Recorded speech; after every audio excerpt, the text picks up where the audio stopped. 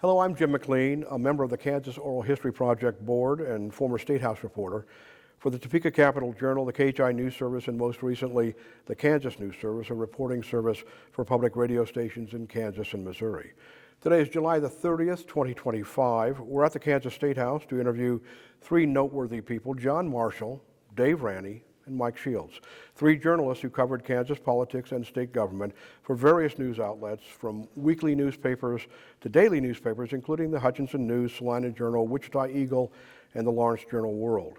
Two of our three guests concluded their reporting careers at the KHI News Service, a nonprofit reporting service started at the Kansas Health Institute, which later evolved into the Kansas News Service. We'll get deeper into their bios in a moment.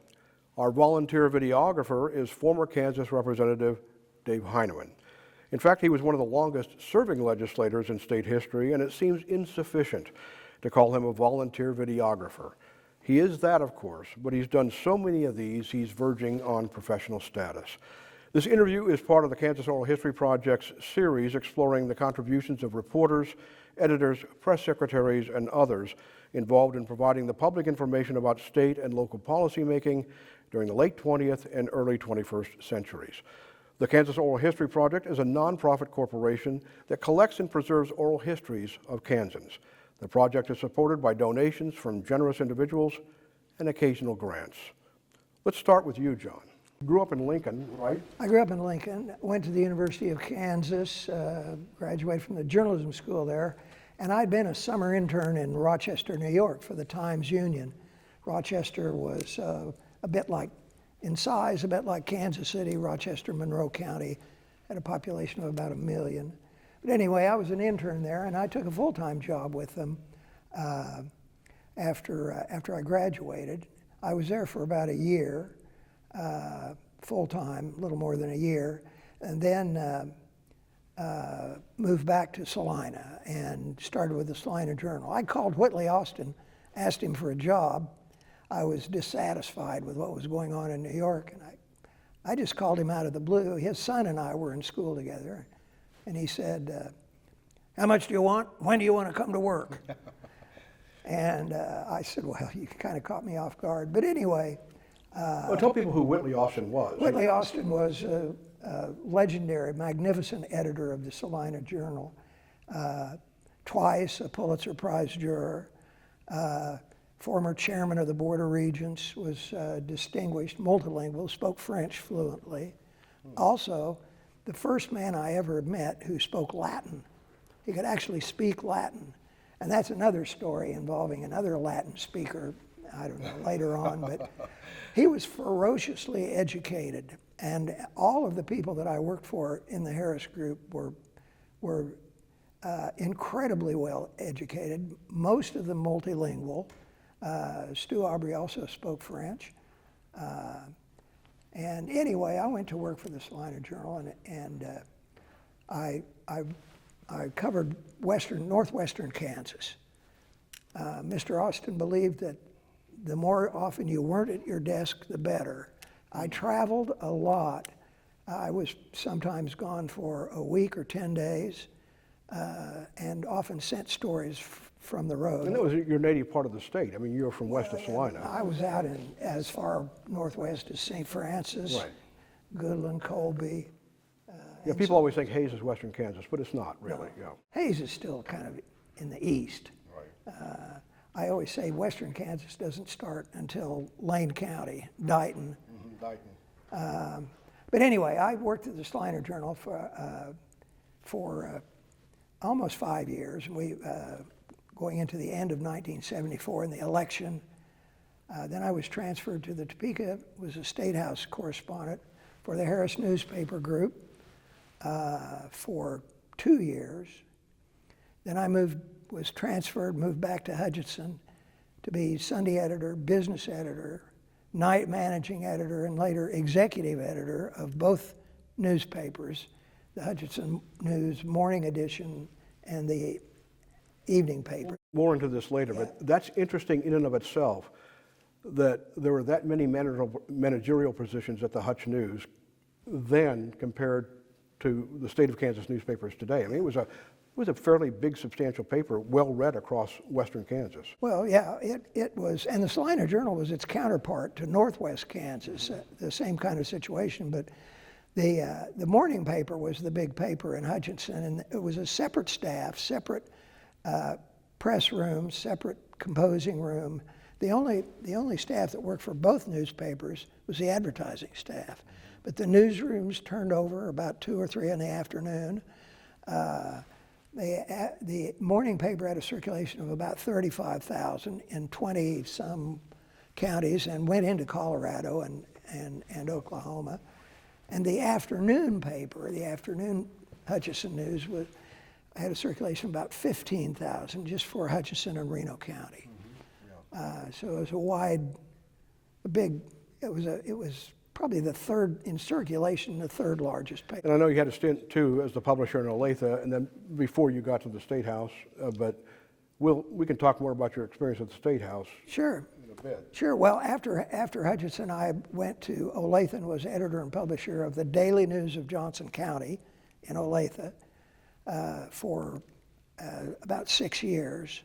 And then came the idea to expand and broaden the scope of Harris News Service. We had a news service, and the Harris Group had 13 newspapers in 6 states, and an equal number of radio stations in states from Chicago, from Illinois to Texas, Colorado, Kansas, Iowa. So there were about 30 newspapers and radio stations involved in, and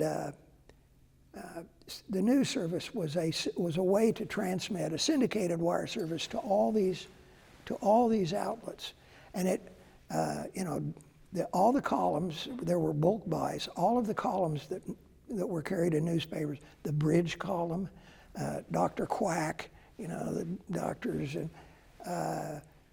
and all the Washington Post Writers Group, whatever. It came through Harris News Service and was sent out to the. And I don't know if you want to get into the expansion now or not, but. Well, let's wait just a little bit for that, because that's a good background, because I do want to talk about the influence of the Harris papers in this state in particular, and all three of you share some of that history.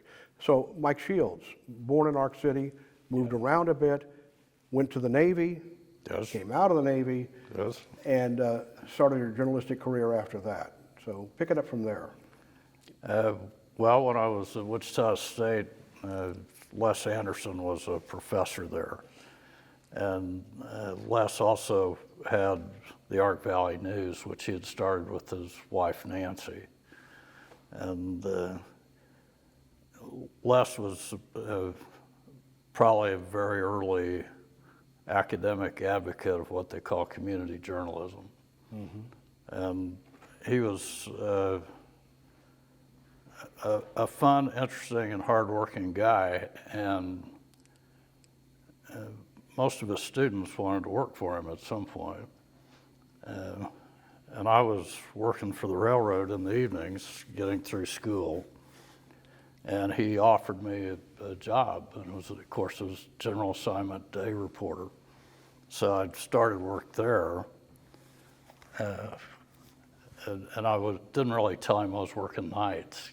And then there was one time I'd come straight from work to the newspaper work, and I got there before anybody else, and they had a desk at the back in what was the circulation room. And I thought, well, I'll just lay down for about 15 minutes. Take a nap, yeah. So I stretched out on the table, and somebody shook my arm probably about 10:30 in the morning. And said, we didn't want to wake you up, but we need the table. They didn't need you to go do anything, they just needed the table. They right? needed the table, but Les was a wonderful guy, and so everybody there was. And so I worked there, and then Bill Meyer was looking for a reporter. The legendary Bill Meyer in Marion. Bill Meyer at the Marion Record, and he and his wife Joan ran that newspaper, which was still owned by the Hoke family.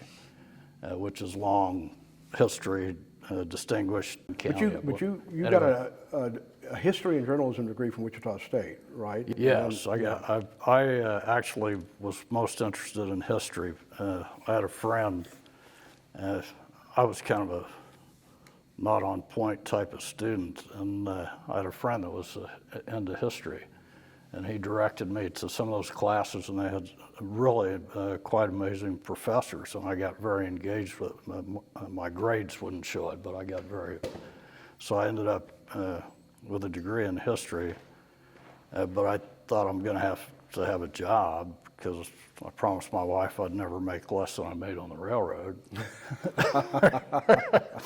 So that's how I got into the journalism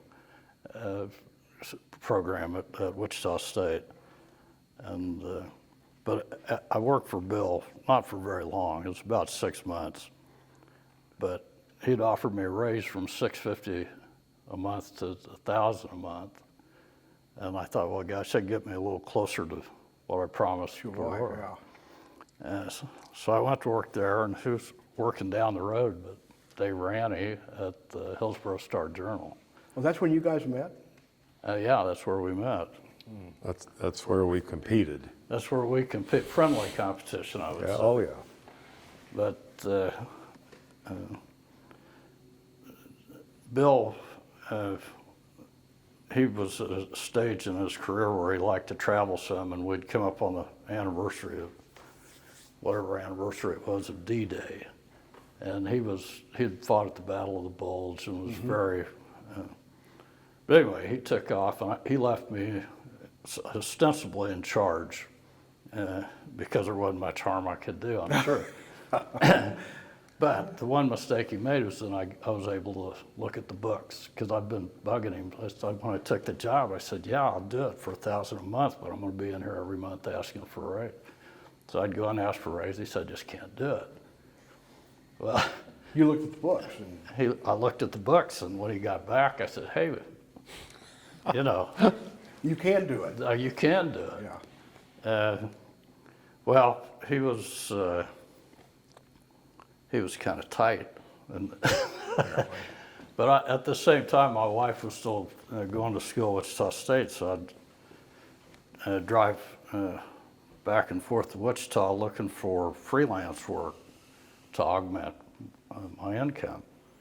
And there was a place called the Oil and Gas Reporter, and I would do pieces for them, and they were in that old strip mall that Willard Garvey had built over on Edgemore, I think it was. Anyway, I'd come out of that office with my $50 freelance check, you know, and I noticed as I was walking to the car, there's a little place that says City Life magazine. So I stuck my head in there and I said, do you guys have any freelance work? And it was they were barely holding it together. And the guy that started it was a guy named Carl Marr, whose family had the Marr Gardens Chinese place in downtown Wichita. So we talked a little bit, and he said, well, I can't afford to pay anything. He says, what I am really is a graphic designer. If you'll do the editorial, I'll make you a 50% partner. And I said, what? He said, yeah. And so it's kind of ridiculous, really, but.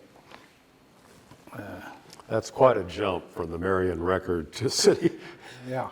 Yeah, well, anyway. Is City Life or Light? City Life magazine. Life, okay. Well, anyway, it was an all slick, I mean, because he was a graphic designer and he wanted it to be splendid, and he was spending a fortune on printing, and he couldn't make enough money to cover his printing.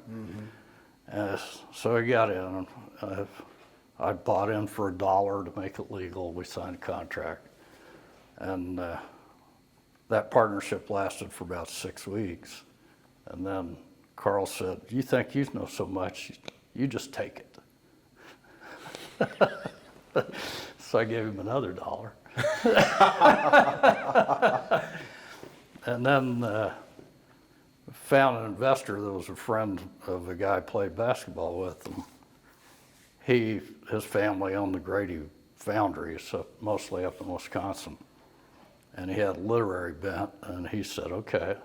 So he really bankrolled it till we got it going. We didn't make a profit until about 2.5 years it took us to break even and start showing a little slim profit, you know.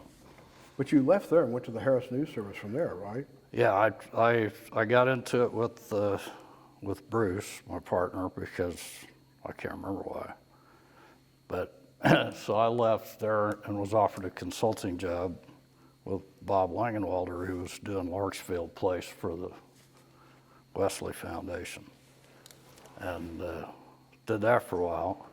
And this really could go on and on and on. I think I need to cut to the chase. But yeah, we'll get back to Harris News Service, but eventually, after the consulting gig, you then joined the Harris News Service, right? Yes, thanks to Dave.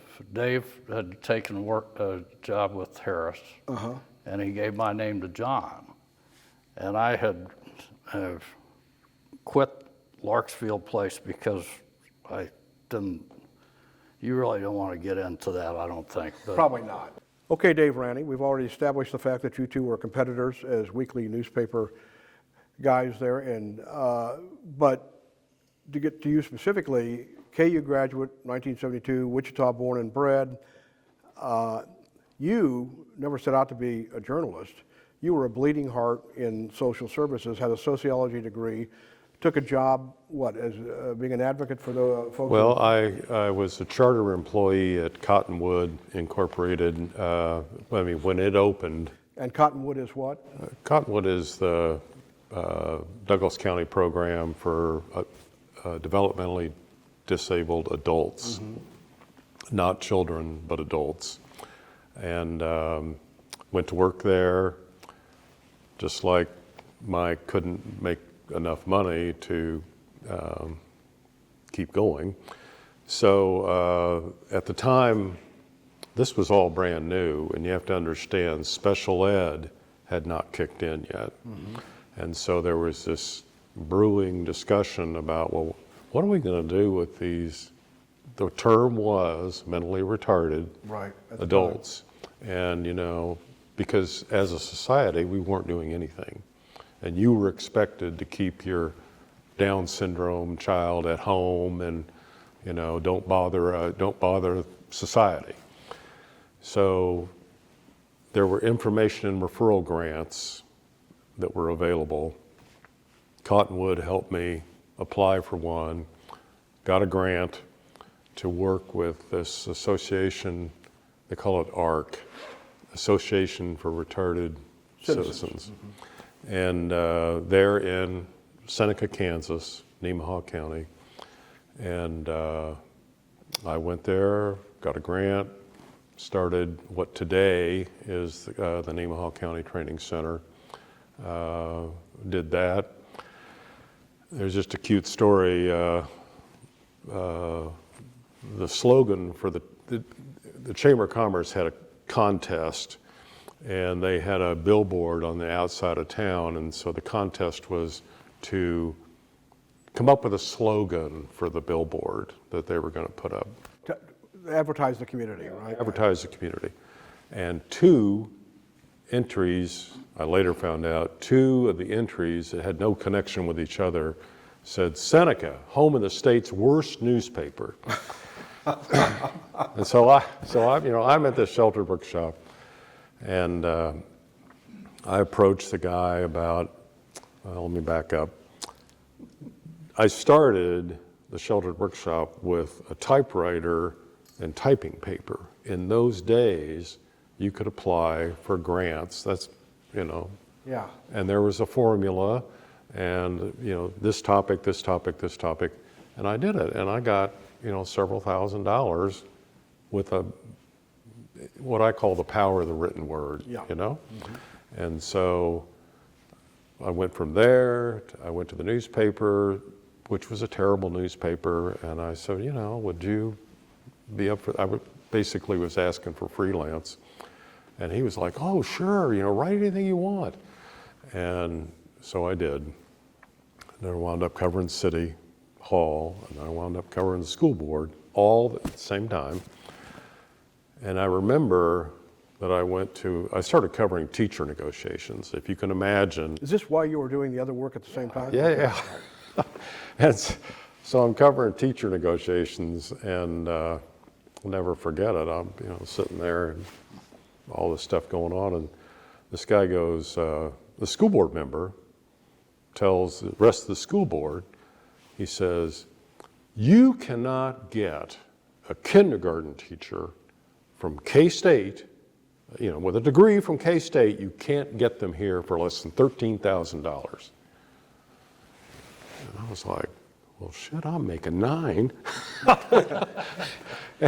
and I was like, okay. And so I approached, it's a long story, but I approached the guy, the publisher, Dan Deal was his name, and he had long-standing, the two bankers in Axtell and Berne, Kansas, which were small towns outside of Seneca, they were brothers-in-law, and they both wanted newspapers, and they had both come to Dan and wanted more coverage. They wanted to promote their communities. And so Dan had always turned him down. I came to him, and he said, well, I'll bankroll the Axtell Berne Reporter. And so I got out of social work, went into journalism, worked 60 hours a week. Oh, at least, yeah. Oh, it was It's funny, in the resume that you supplied prior to doing the interview, you graduate from college, and the mission statement in your head was you're out to save the world, like a lot of people at the time.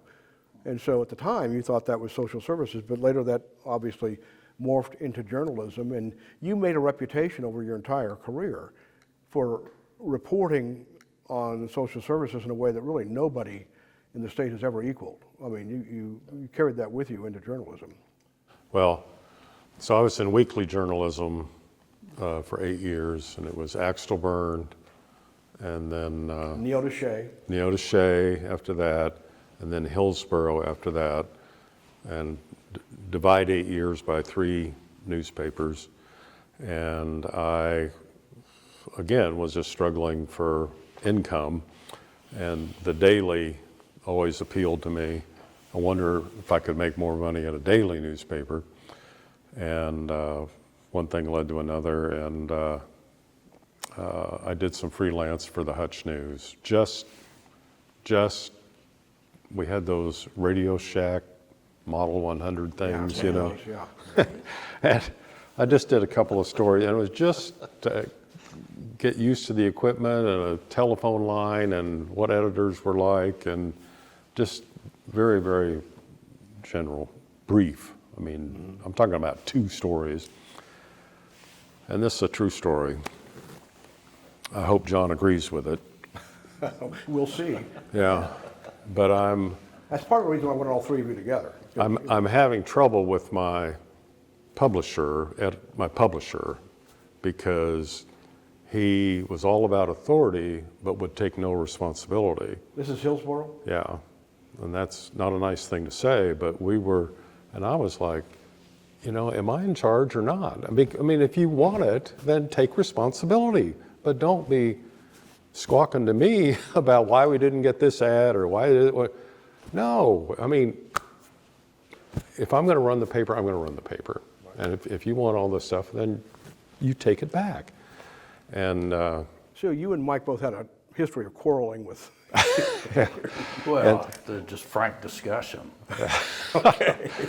and so the Kansas Press Association sends out a newsletter or whatever, and my publisher's, and he's reading the newspaper, and he comes to this paragraph about Harris Enterprises starting a news service. And I swear to God, I'm not making this up. And he goes, just rolls his eyes, and he says, this is something you'd be interested in. This loser idea, yeah. And I read it, and I was like, oh my God. and because I could do my social work through this journalism. news and power of the written word, and I mean, the Harris chain was, and so, but I was a weekly editor. I had no street cred or anything, and so he left the room. I swear to God, I took a piece of paper, I put it in my typewriter, which was right here, and I said, "Dear Mr. Marshall, if you're interested in me, I'm interested in you."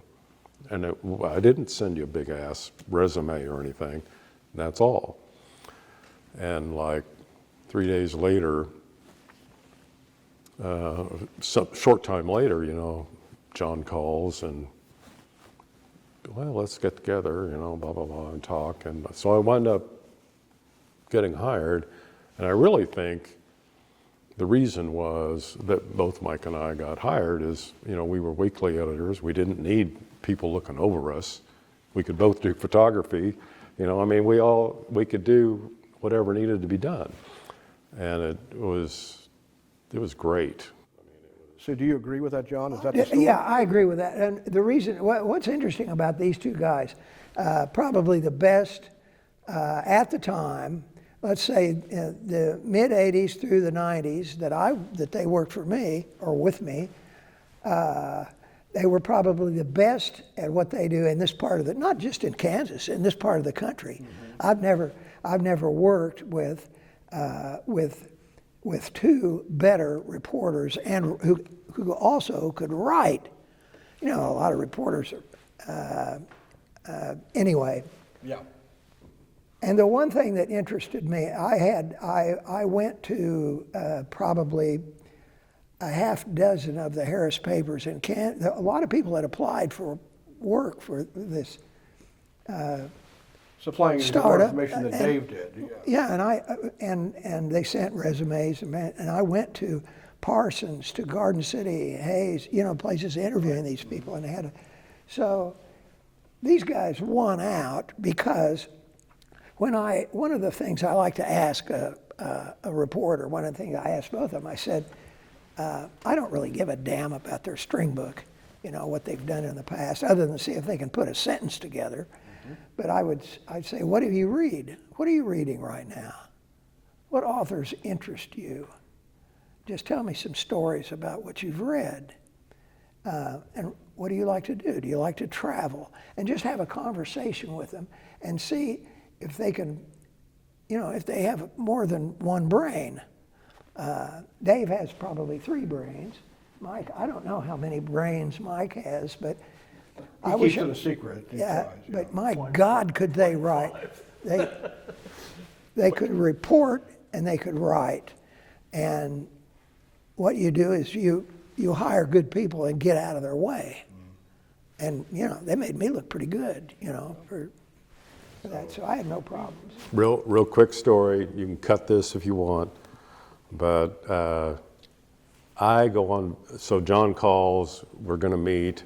I have a vacation planned in the Ozarks, and so I'm married and have kids, and so we go to the Ozarks, and while we're gone, Governor Docking dies.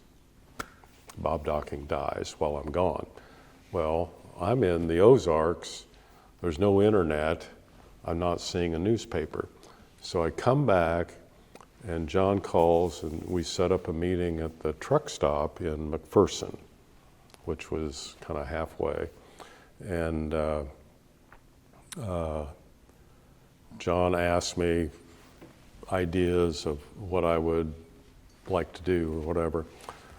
And I said, well, what I think would really be cool would be to do like these Rolling Stone interviews with, Kansans of significance, like Bob Docking. Wouldn't it be cool to do a Rolling Stone interview with Bob Docking? Yeah, he's no longer in office, right?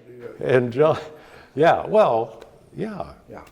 Just like today, I think it would be great for somebody to do an interview with Kathleen Sebelius or Steve Morris or Mike Hayden.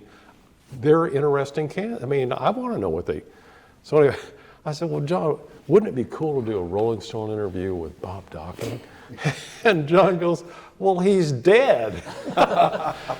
And I said, well, It'd be even better if you could interview him after death. I mean, A hell of an interview. and I said, well, is this interview over then? Because how could I be so stupid as to propose? Everybody knew that Bob Docking was dead but me. So, yeah. Well, Anyway. and that kind of leads us into a conversation because you've all referenced it, and John kind of laid it out in terms of, how significant the Harris system was. It wasn't just Kansas, it was other states, but focusing in on Kansas, you had the Hutch News, the Salina Journal, the Parsons Sun, Garden City, Ottawa Herald, Hayes, Olathe.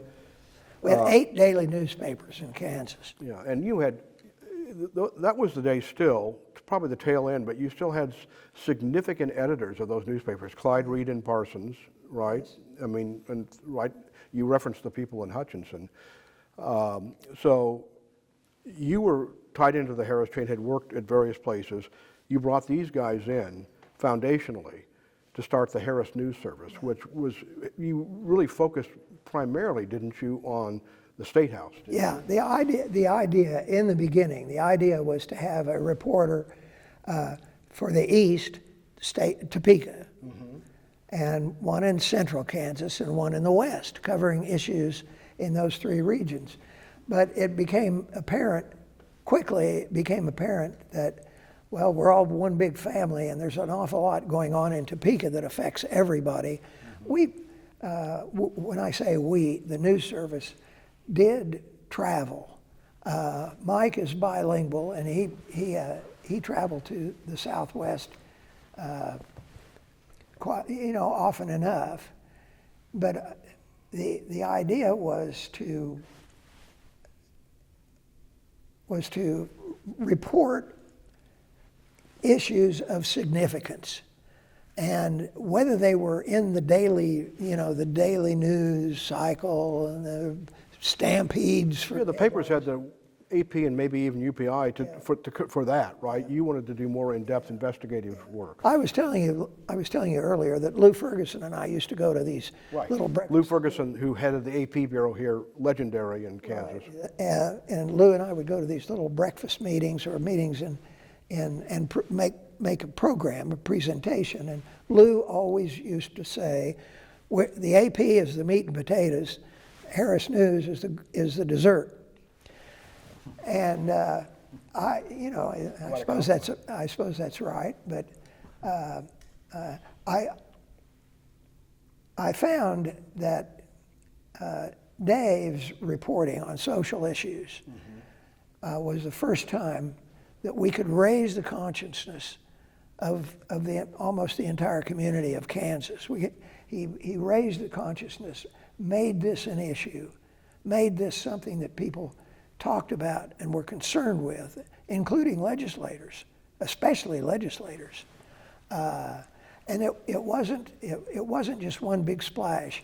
It was a constant drumbeat of here's this story, here's another story. I think the one. Well, John, that lasted through his last day on the job in 2015, that constancy of his reporting and his Rolodexes. I think of the number of contacts he had were just incredible. Well, the reporting he did, and Dave gets tired of me bringing this up, but the reporting he did of Ruby Marshall. Ruby Marshall was a woman who had been convicted of murder, was in the state women's prison, and Dave can fill you in on the details, but his series of articles, his articles about her situation brought about the use of the battered wife syndrome in his stories about her abuse. I can't take it anymore. She kills her husband. But why? What led up to that? Well, she was a battered woman. She was a battered wife. But it had never, and the Attorney General, Bob Steffen, did he commute her sentence or did he pardon her? It was the parole board. Parole board. Yeah. And Dave can tell you more about that, but he helped her. He helped her get out of prison. Tell us more about that. the story was that I did a lot of stories about domestic violence that was a new topic at the time. This was when, roughly speaking, Bob's, what, mid-'80s? Well, yeah, mid to late. Yeah. And Ruby Marshall had killed her abuser, and this second, it's coming back to me. So that's when the Lisa Dunn murders had taken place, and Danny Rometta, and that's a whole nother story. But it raised the issue of abused women whose crimes involve their abusers. What is justice? How do we define how they should be sentenced? Joan Finney was governor, and she liked my stories, and so it became okay. So Lisa Dunn was in the news at the time, and the question became, well, how many other women are there in prison that met the same criteria? And so, I called around, and it was a woman named Ruby Marshall, African American, Wyandotte County, from the South, fell in with this guy who took all her money and was very abusive and all that, and he was going to kill her, and she killed him. And he was drunk and violent and all this, and she killed him.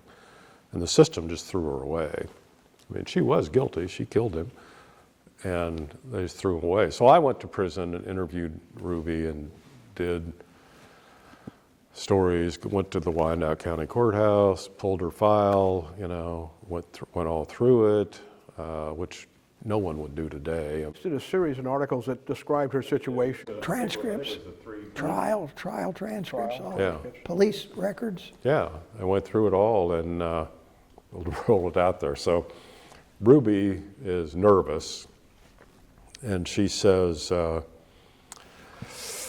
would you mind not running that until after I go before the parole board? Because, I don't know, I don't want to make anybody mad, blah, blah, blah. And so, I say that, but the parole board was meeting like 3 days later. It wasn't a big delay.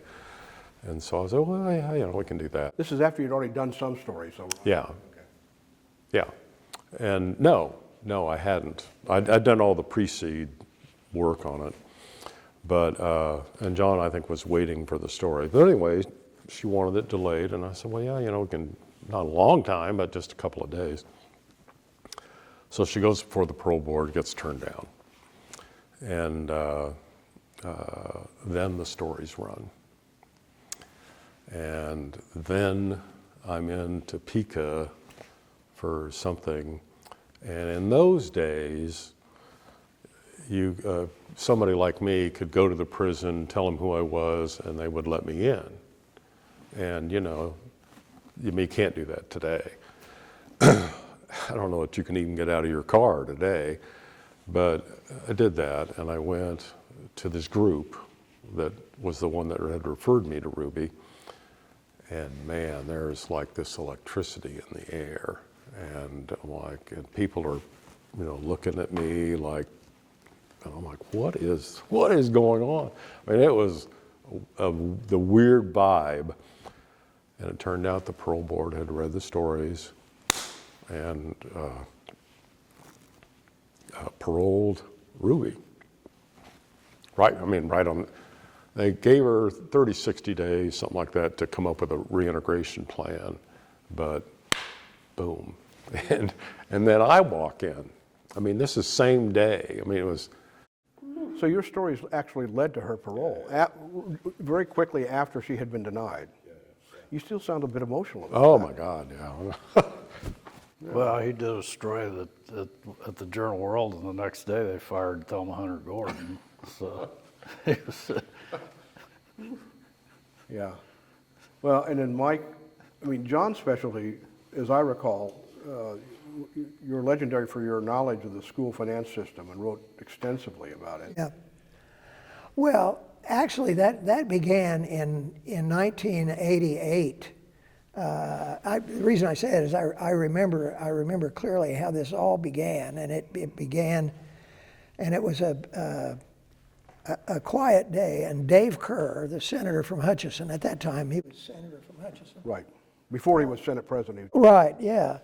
And he had just, I think he'd just been reelected. So, and he approached me. Now, Dave was known for constantly bitching about the unfunded Capers retirement plan.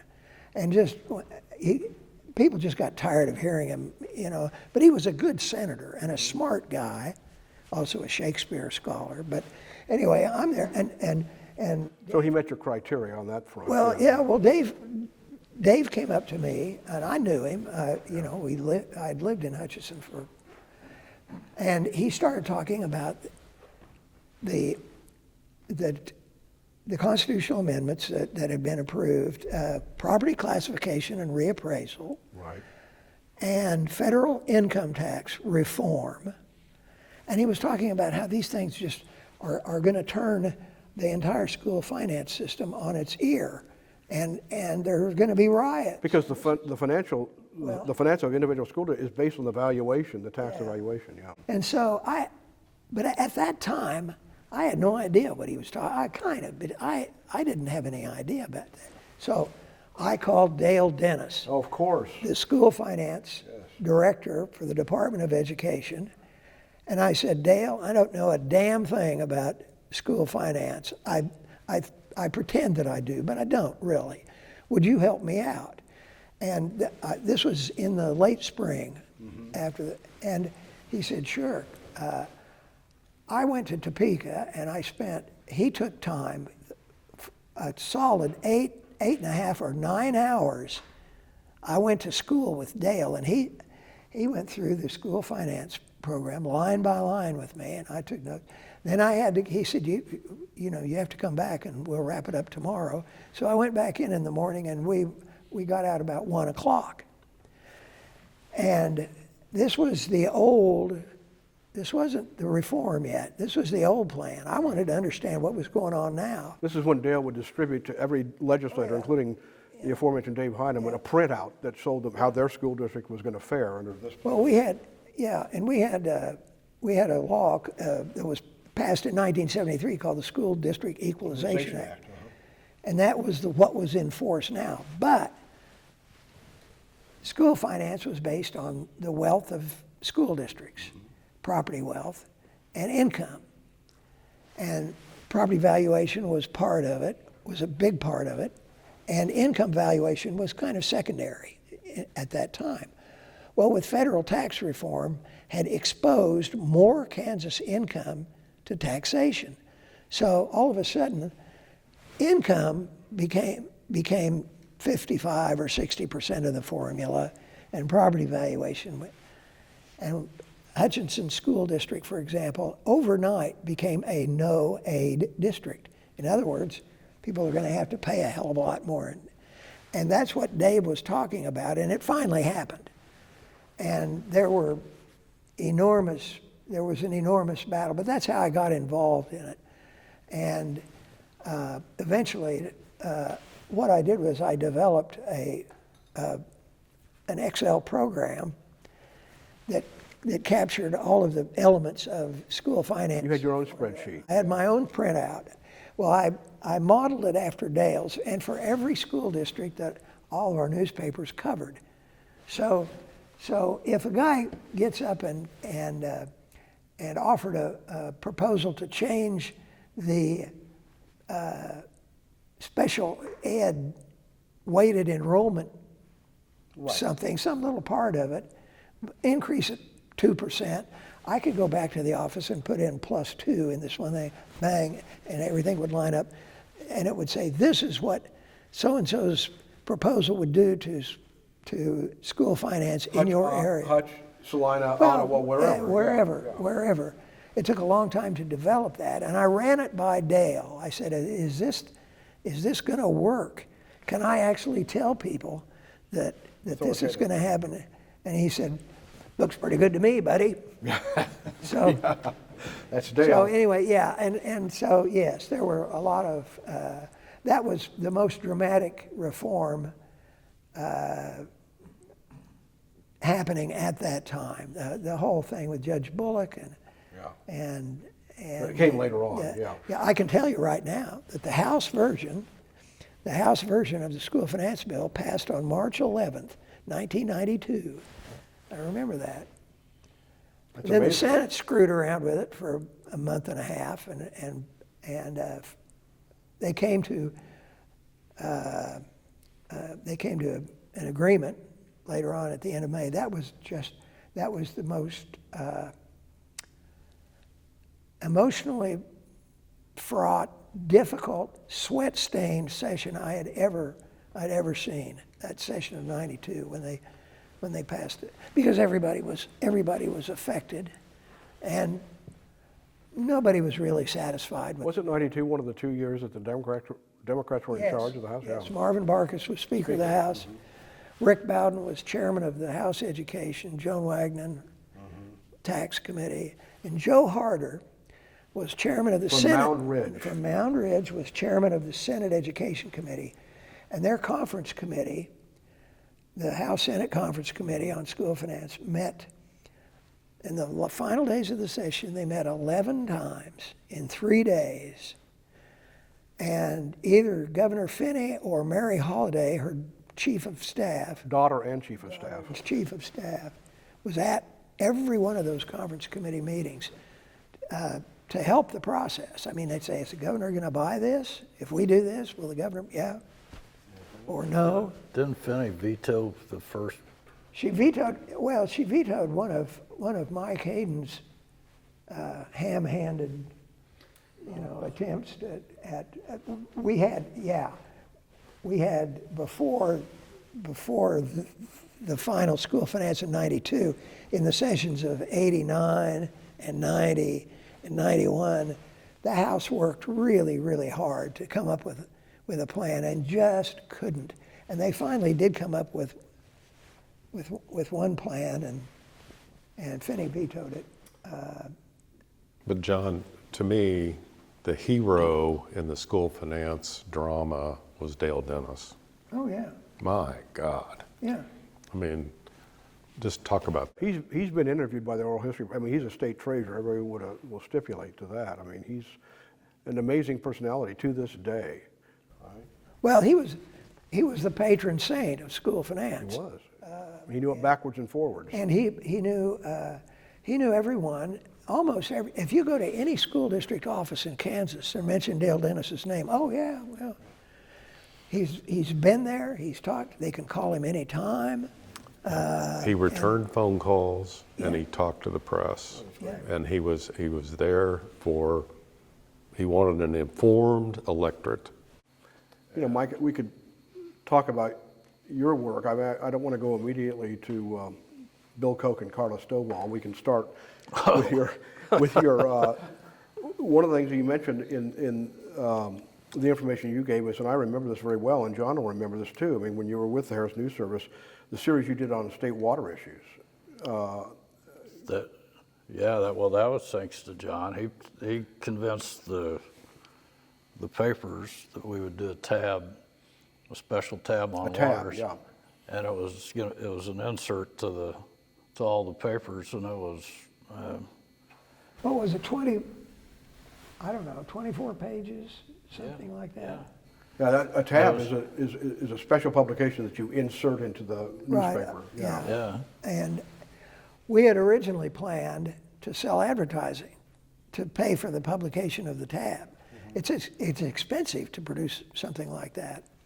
Charlie Riedel, who was at the Hayes, a photographer who was at the Hayes Daily News, he's now quite famous for his work. He's with AP in Washington or something like that. But anyway, Charlie was with, and I got him to do the photography for this special edition. And Mike did all the reporting? Mike did the reporting. I did a couple of things, but Mike did all the reporting. But we put the paper together in Olathe, and then had it printed in Ottawa. And I don't know how many hundreds of thousands of copies we made. Did a two-color front. Yeah, and it was very, and I've lost my only copy. I don't know where it is, but Well, how do you remember that, Mike? I mean, it was seminal, wasn't it? I mean, you really put the issue, you put it into context for policymakers? I hope it did. It was certainly an education for me. People from different parts of the state would talk to me about it. So, I mean, it had some impression. Policy-wise, I don't know that it produced any. Well, they're still grappling with it. I mean, all these That's years when later. Dwayne Pope was. But this exposed the whole notion of the aquifer and the depletion of the aquifer and, Sure. and groundwater issues, all this. Oh, yeah, we had a series of stories about the number of Kansans that were still reliant on farm wells, a lot of them untested, people that wanted to get a rural water connection that couldn't. Did the stories on proposed reservoir that later turned into another set of stories about Lake Bogina. This wasn't the diversion of the Missouri River to water to someplace. I mean, this was predated Well, that. we covered some of that, but we also covered that at KHI. Right, Trevor right, wrote some right. pieces about that. Yeah. But we tried to sandwich in every kind of water issue that we thought had any substance to it. John let all the Harris reporters take the time they needed to fully report something. And then, when he talks about good writing, this guy is like top of the heap as far as I'm concerned. So when you turn something into an editor like this, I mean, you want your words to sing as much as you can make them, and then he helps us. Yeah. So We all probably had editors that felt like they had to justify their existence by making changes. There were some really good editors who made your copy better. Oh, John was, I can tell you, I had the good luck to work with Les, Bill. Every editor I had was a good editor, but John was tops.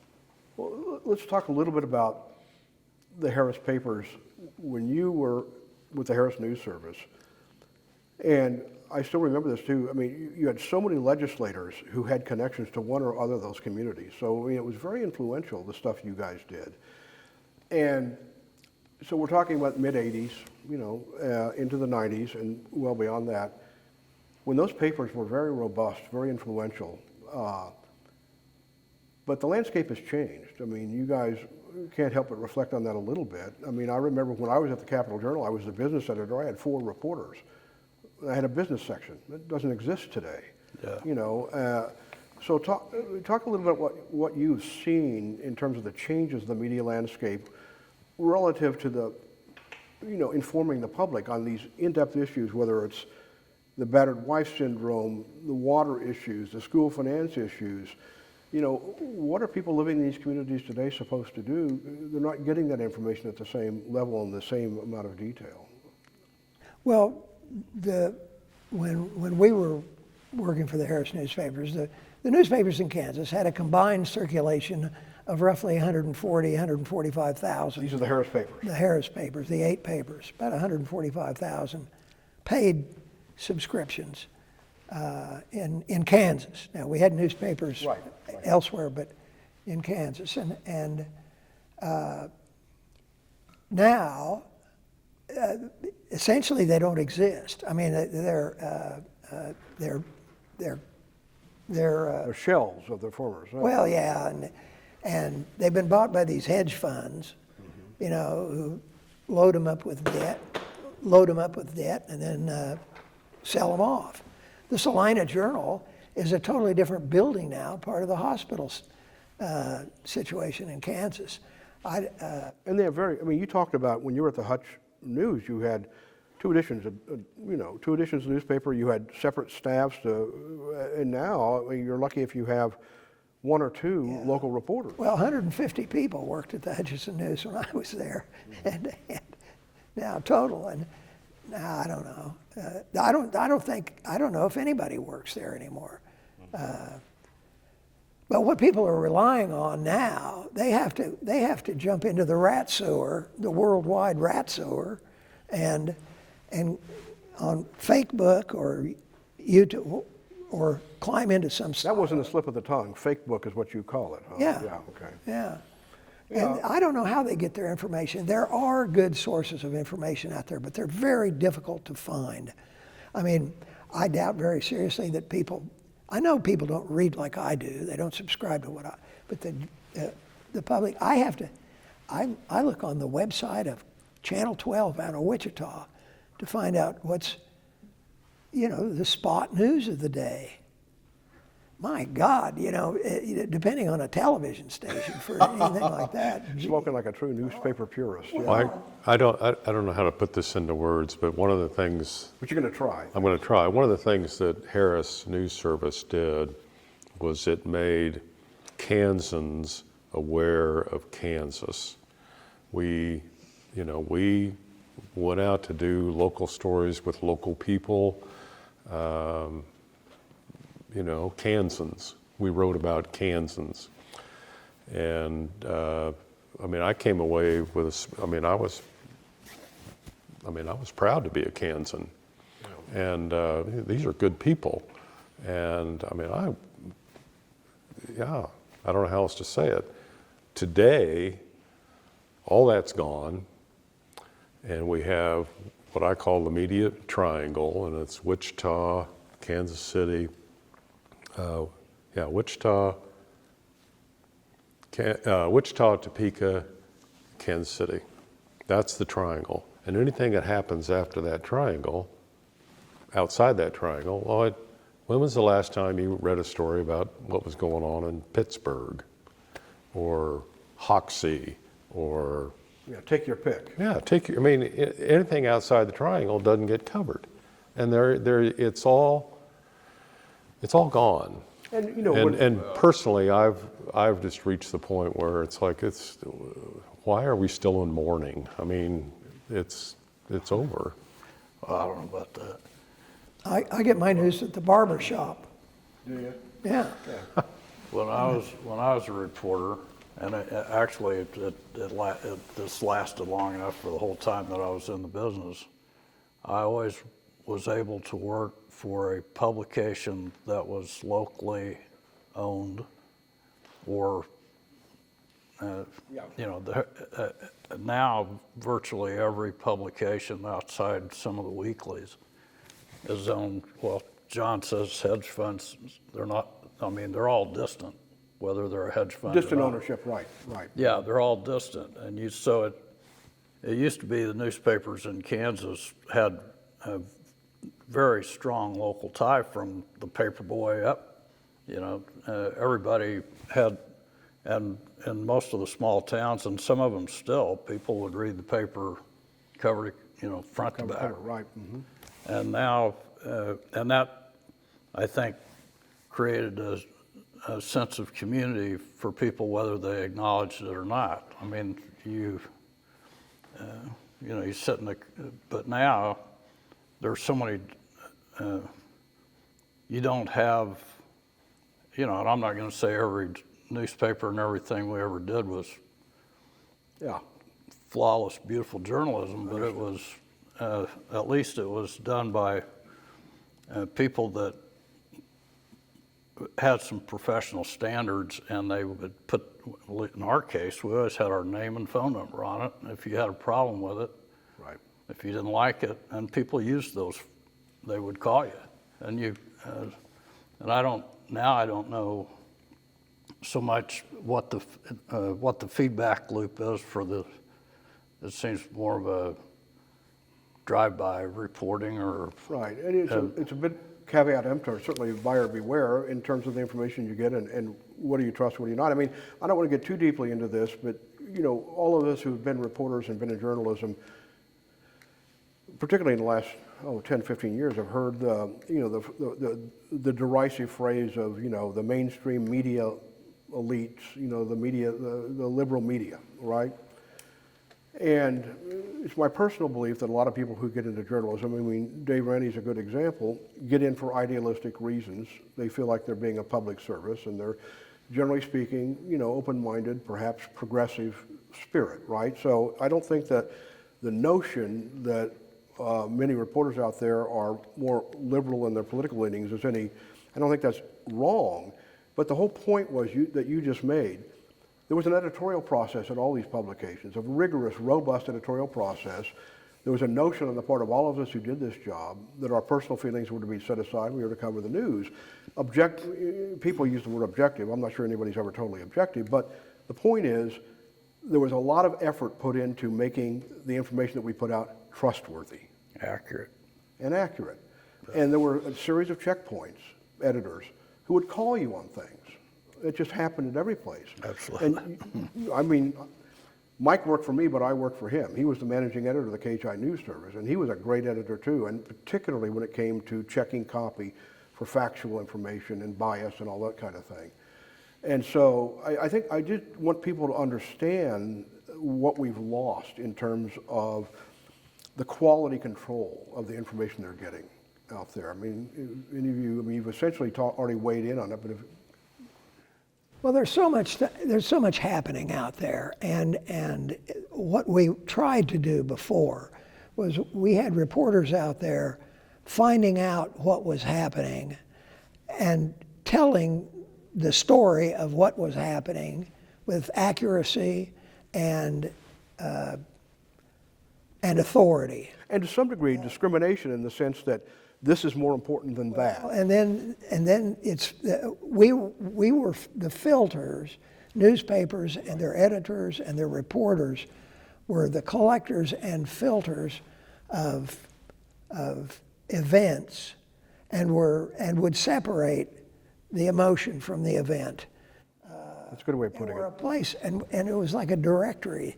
Newspapers were a directory where people could find out what was happening in the courts or the schools or the neighborhoods or their churches, whatever. And it's a difficult job to sort through all of this crap every day and make sense of it and put it in print, but we... In a context that's meaningful for the people. Yes. To explain, I don't think there's a reporter today in Kansas that I know of anyway who really understands. I have yet to read a story that tells me that the reporter understands the local city budget or the county budget, and certainly the state budget. Well, local reporting has pretty much gone by the wayside. I mean, Well, yeah, but for years, they talk about mills, and I can assure you they don't know a damn thing about mills. what a mill levy is. Mhm. And that sort of thing. We always try to explain that to people. $1 per thousand assessed value. Always put that in parentheses, and explain to people in plain language what was happening to their taxes, to their local governments. That doesn't happen anymore. It's funny. It reminds me to give you one personal anecdote, because I want to get into some anecdotes here. Really, maybe the greatest compliment ever paid to me in my career. I was the news director of KLKC Radio in Parsons, Kansas, the mighty KLKC. And Clyde Reed was the editor of the Parsons Sun, and he was a force to be reckoned with. You guys all knew who Clyde Reed was, Board of Regents, son of a governor, son of a U.S. senator. And so he had a good newspaper where all the KU journalism school, the top graduates would go down there and work for a year or two before they moved on to bigger and better things. So I was the news director of this little radio station, and it happened very rarely, but I beat the newspaper often enough that Clyde Reed marched into the newsroom, because it was an afternoon paper. He said, none of you are going to lunch until you've listened to the news on KLKC, the noon news. And if there's anything in that newscast that we don't have in today's paper, you're going to get it. So he made them sit at their desks. And so really, I mean, I think about that to this day as, validation. But the point of it is there were multiple sources of information for the people in that community about that community. I went to every school board meeting. I went to every county commission meeting. I went to every city commission meeting, and took pleasure in doing it and thought I was really performing a public service. And I think unless I'm wrong, I think we all felt that way about what we were doing, right? You know, I think one of the big, correct me, go ahead. You made me think, at the Marion Record, I used to drive up and cover the school board at Lost Springs.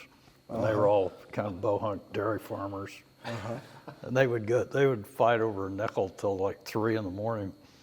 And then you'd drive back to Marion, and sometimes it'd be snowstorm. But as a reporter, you get a lot of respect for, The people who serve in those positions in local communities. yeah, exactly. It's not just that the newspapers have diminished in stature, but also I think a lot of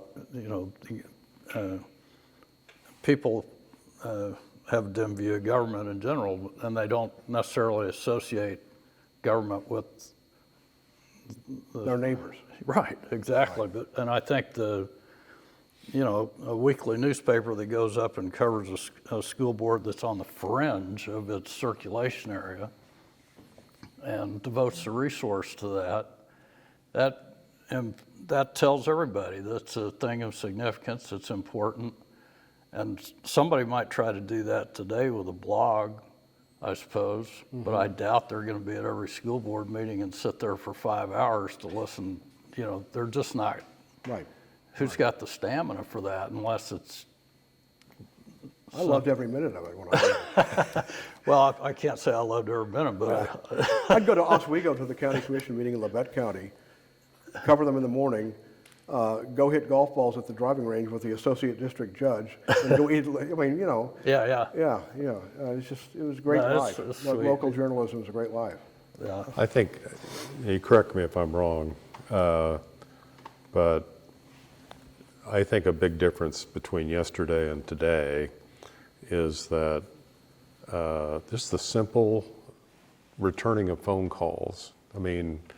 Bob Harder always returned my phone calls. Rochelle Chronister always returned my. Bob Harder, one of the longest-serving cabinet secretaries in the history of state social rehabilitation services. Yeah, and just the idea of a reporter talking to a cabinet secretary was not a big deal. That's what we did. John was telling me earlier that Bob Bennett, when he was governor, had a press conference during the session every day. Yeah. Every day. Every day, 9 a.m. Right. And today, you have to go through all this. John Carlin, once a week, Bill Graves used to have press conferences, and whenever the television media would pack up to leave, John Hanna, the Associated Press, and I would go up to his desk and talk to him for another 20 minutes, and he never excused. He was there to answer every question asked of him, right? And then started the era of the press secretary interrupting the news conference, saying, one more question, one more, like time's up, right? And it's been changing ever since, but in your day, at the state, you had direct access to the governor and to cabinet officials, as Mike. Yeah, we had, the first time I was in Topeka, there were 14, if I recall right, 14 full-time Statehouse correspondents from radio, television, and newspapers. And wire services, yeah. And wire services. So there were 14 of us, and most of the time, the governor's press conference there'd be 10 or 12 people at that press conference. And we sat at a long table and asked him questions for however long he wanted to. Sometimes the meetings would last 10 minutes, 15 minutes, because we didn't have nothing pressing. But oftentimes they'd run an hour or an hour and a half. And he would just sit there and answer questions. He would answer, and then Leroy Towns would finally, because the governor probably really did have a meeting that he needed to go to, would say, guys, people, that's it. But it was informal, but very professional. Well, I remember sitting next to Dave Ranney when he got into an argument with Governor Hayden at one of those press conferences. Oh, yes. Yeah. Well, that was the budget briefing. That was in a room. Yeah, it was near here. It was in the budget briefing because in those days, the governor held a special briefing of the budget for reporters only so that we understood what was in the document, could ask questions, and can report on it accurately, right? And it was in a budget briefing sitting around a conference table, and I don't remember the particulars, but you challenged him on something. Yeah, he had some budget cuts that were going to affect people with disabilities. I should have known. Yeah, and I was getting heavily lobbied, and on those issues, and to go into those meetings. This is the way I remember. All your sources calling you say, make sure to ask the governor about this, right? Yeah, and so I go to the meeting, and this is the way I remember it. John is correct. We're sitting in this big, long rectangle, and there are only two seats left, and they're the two by the podium or whatever, where the governor is going to stand. That seat and the next one over. And I'm sitting in the next one over, if you're sitting next to me, because John is on this side. And Mike Hayden goes into this budget thing, and he brushes over social services like, we're not going to go there. And so I asked some question, and he made the point about the budget took care of the truly vulnerable or something like that. And I said, what do you mean by truly, vulnerable?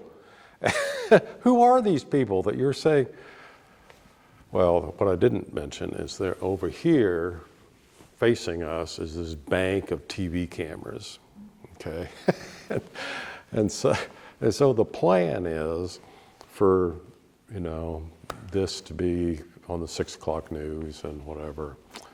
And so what runs in Wichita, but the confrontation between me and the governor, and I remember he got real red in the face, and he was pissed. But he was a colorful guy, I tell you. That Mike Hayden. I still remember conference committees when he was Speaker of the House, and he would pick the smallest room to make it uncomfortable for people. He'd come in, put his bag of Red Man chewing tobacco on the negotiating table, his spittoon, and then commence negotiating. I mean, it was a really great fun to cover him. Well, I actually thought Mike Hayden was a good governor. I did too. I thought he was one of the, yeah. I mean, not the chummiest, but he was certainly policy-wise. Yeah. Well, he knew his stuff. Well, Ed Flingy wrote that. They came in with a kind of a game plan, if I remember correctly. Ed Flingy had written a policy book. Policy book when Mike was Speaker in preparation for the campaign to be governor. Right. Kansas Development Finance Authority. Right. I mean, you could go through that Highway book, plan. pretty much everything in the playbook. And water plan. He had a water plan in there. yeah, Cheyenne Bottoms. I think that stuff was collectively, not just the property tax thing, but collectively, I think it was enough to kind of guarantee him only one term. Well, see, those constitutional amendments you referred to, the property tax changes, the vote occurred when Carlin was heading out of office, and Hayden had the problem of implementing those things, and the property tax changes in particular were not popular. Well, yeah, Hayden was caught by that perfect storm I mentioned before. This government, federal tax reform, and the implementation of classification, property classification and reappraisal. Right, exactly. And people were looking at property tax bills that were double, triple, quadruple what they had. Depending on the class of property you're talking about. Right. Yeah, and he was governor at the time, so they're going to blame him. But he called a special session at the end of '89, and I think he was just caught. That was for the highway plan, wasn't it? No, the '87. Okay. 89, there were several special sessions. This one happened after Bob Steffens had told everybody, just don't pay your property taxes. We'll work it out later. Well, the court said you can't do that. But he expected, and Mike and Dave were there, he expected us to rewrite, or expected us, the people, the legislature, to rewrite the history of 100 years of tax law in 3 days. It couldn't happen. So anyway, that and then each time the legislature tried to reform, there was the Dave Kerr plan. There were all these plans using the existing, school. Mike Hayden just got caught with. Yeah, he did. He just got caught in that, and then the phrase "tax hike Mike." So anyway, he got, it upset him. He was that first debate at the state fair in September of '90, and Joan Finney just walked out on the stage and gave him a roundhouse right to the jaw, knocked him flat, speaking figuratively. Yeah, right. And that was it. Any before we nothing specific, but any issue or memory or anecdote of your time at the Statehouse stick out in your mind? I mean, other than the Ranney confrontation with Governor Hayden. That was 30 seconds. Well, we used to play darts in our press room at times. Ken Peterson of the Topeka Capitol and I, we had a dart board, but over in the closet, and so you had to throw the dart. If there was anybody at the UPI desk, they just had to duck, yeah. And so we got pretty good at darts. And one day we were playing darts. The governor, Bennett, had the habit of just dropping in on people on Friday afternoon. It was the end of the week, and just dropping in on people and what's going on, how are you doing, that sort of thing. And I had thrown a dart. I knew I was going to win. I knew I was going to win, except that it stuck in the desk leg just as Governor Bennett walked in the room. If it had been 2 or 3 seconds later, I would have got him in the knee. Ooh. Well, we kind of laughed about that, but it made John Peterson's column the following Sunday. Was John writing for the Eagle in those days? Writing for the Eagle at that time, but fortunately he didn't name me. He just said an errant dart. it landed next to the governor's right knee.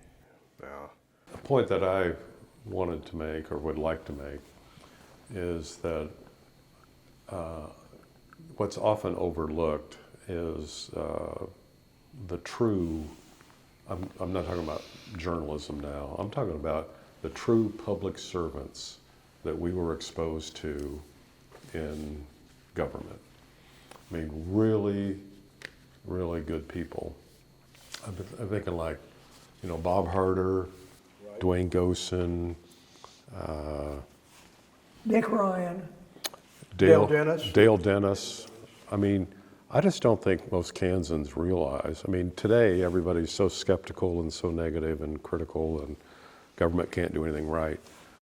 We did get the right. Harris. I don't know that the stories would be considered more memorable, but we got to write stories that were. I mean, we didn't just try to nail people. Or right. John would write very good pieces about these public servants that Dave was talking about. I can remember writing a piece about the chairman of I can't remember what committee it was now, but a particularly good chairman who was very fair and listened. So we got to write. So writing a story on how he was fair and how he, bipartisan. Well, and how, it was. So we didn't just. I remember the same thing. I remember writing a story. Ben Vedrickson, you remember? No, it was Dwayne Umberger, Senator Dwayne Umberger from Southeast Kansas. It was the beginning of the no tax pledge era, and he signed a no tax increase pledge running for the legislature. Yeah, that's what people did. He got up here, learned about the issues, and said, that's not a responsible position. And he voted for a tax increase, I think specifically for schools or something. He really did step up. And I remember writing a profile, kind of a profile in courage. Here's a guy who said this, did this, had to go home and explain himself to his voters, but was willing to do that. So yeah, the kind of story you're talking about, where you, maybe process stories. You wanted to educate people about the process and the people who populated it. Because, as Jay said, exactly. there were some admirable people. And Fred Kerr, Dave's brother, when he was the majority leader of the Senate, anytime I needed an interview, I'd signal him on the Senate floor. He'd go to the cloakroom, I'd get the interview, he'd go back on the floor. That kind of collegiality really characterized this place. I mean, they respected the media, knew the media had a job to do. And I think the relationship, although adversarial, was respectful by nature. Oh, yeah. Yeah, they had, legislators in those days had a shared purpose. In spite of their party label, Right. they had a mission, whether it was court reform or school finance reform or a highway plan. They worked together, not always, without argument, of course. Of course not. But Of course not. one person I was going to tell you about was about Dick Ryan. On Martin Luther King Day, every Martin Luther King Day, I would go over to his office. And Dick Ryan was the head of legislative research.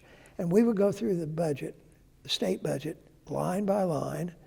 And the best part about it was a coffee and cigars. He had the most beautiful cigars. But anyway, we would go through the budget, and I would ask him questions about it, and he would explain it, and then I would go back to the office and take a week or 10 days to write I always wrote a 6 or 7 part series on the budget every year, where the money comes from, where it goes. And, Again, something you'd never see today, but yes. different categories. Tried to keep each article focused on, say, the general fund or on schools, whatever but Dick Ryan gave up I think he was grateful for it, but it was always it was fun and interesting.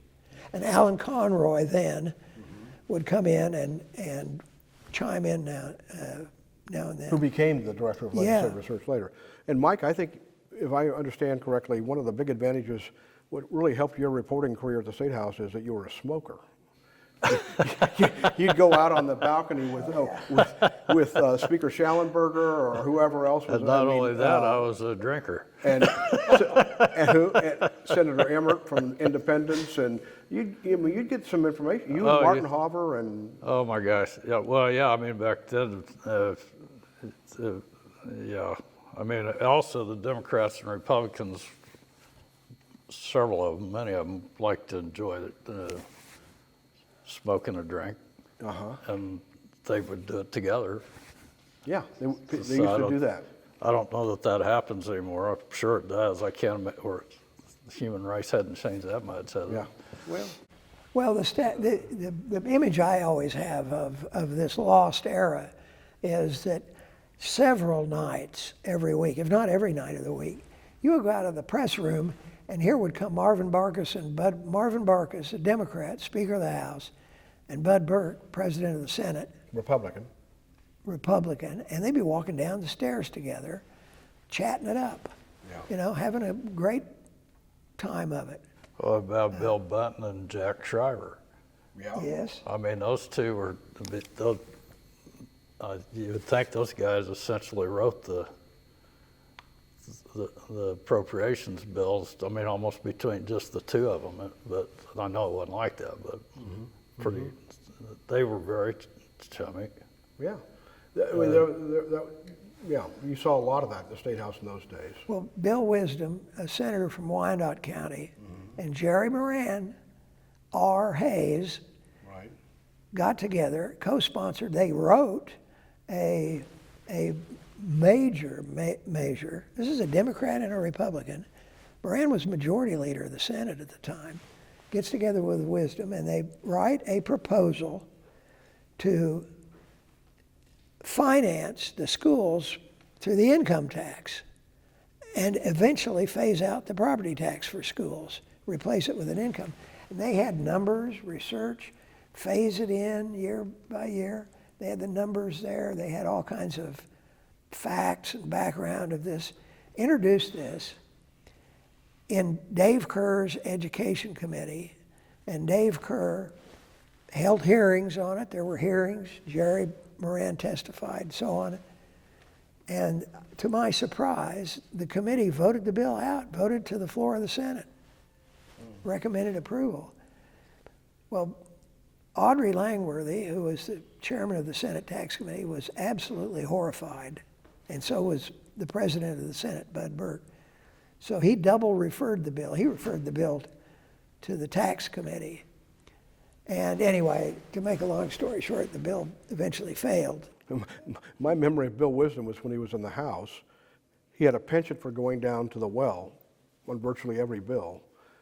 Yet he would say when he got there, I didn't intend to come down and talk. And the entire chamber would go, oh, yeah, yes, you did. Yes, you did. Pretty predictable. Nice guy, though. It's just an anecdote. I'm new to the legislature. I'm up there mingling, and all the new I think I'm with I'm with Harris. I think I'm with Harris. But anyway, I hear all these people talking. The legislators all talk about the events that they went to the previous night, and the parties and the whatever. And so I'm looking at this as like, that's where the news is. And so I talked myself into going, good people were telling, you should come to the beer wholesalers annual. Was it Neil Whitaker then? Or who was that? Why? So I went, and nobody said anything about it. I wasn't stopped, I wasn't kept out or whatever. And I mean, it was a German buffet, and the beer was like, to this day, that is the coldest, best beer I've ever had. Oh, you don't get out of that. And So cigars for Marshall and beer for Ranney. Yeah. and this giant buffet, and I was like, hey man, I mean, this is all right. I mean, this is good. Well, what about now wait a minute. legislative follies? Beg your pardon? The follies. Yeah. So then it comes time for the program, and they had a woman. I can't remember where she was national. She wasn't from Kansas, but her son or daughter had been killed by a drunk driver, had died. And she got up and gave this horrible, gut-wrenching, heartbreaking story about her daughter. And the whole point of it was for you legislators to go back and make sure that the beer distributors are not held responsible for somebody who's drunk driving. And then I felt like a complete whore. I felt like, really, because I couldn't get up and walk out on these people who had just. You didn't report on it though, did you? Oh heavens, no! But that was educational. Yes. For me, and I was like, oh my God. Mike, what were you going to say?